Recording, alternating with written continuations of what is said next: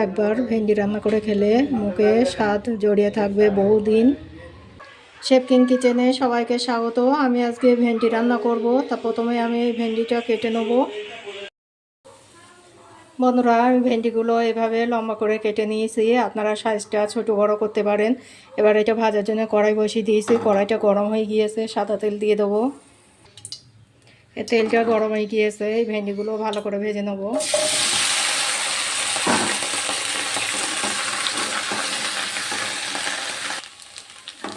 বন্ধুরা, আমি এই ভেন্ডিটা লাল করে ভেজে নিয়েছি। এবার নামিয়ে নেব। ভেন্ডি রান্নার জন্য কড়াই বসিয়ে দিয়েছি। কড়াইটা গরম হয়ে গিয়েছে, দিয়ে দেবো সরিষার তেল। এই তেলটা গরম হয়ে গিয়েছে, পেঁয়াজ দিয়ে দেবো,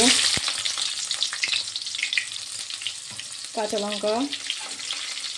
পেঁয়াজটা একটু নেড়ে চেড়ে এই ভেন্ডির জন্য আমি আলু কেটে ধুয়ে রেখেছি, এটা দিয়ে দেবো।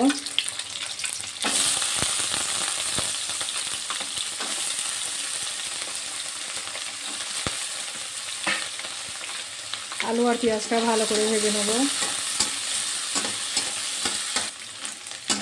আলু পেঁয়াজটা লাল করে ভেজে নিয়েছি, দিয়ে দেবো লবণ, হলুদ,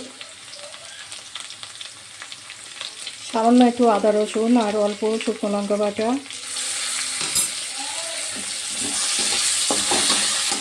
এটা হালকা নেড়ে চেড়ে একটু পানি দিয়ে দেবো।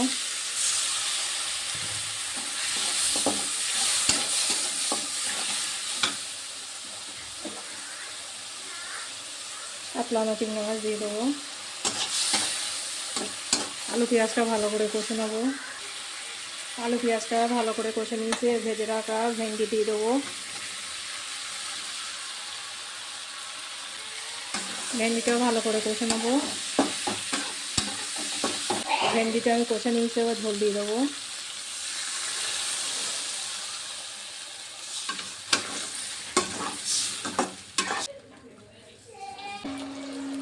ঢাকনি দিয়ে ঝোলটা কমিয়ে নেব। আমার এই ভেন্ডি রান্নাটা প্রায় হয়ে গিয়েছে। এবার একটু এই ভাজা জিরের গুঁড়ো ছড়িয়ে দেবো।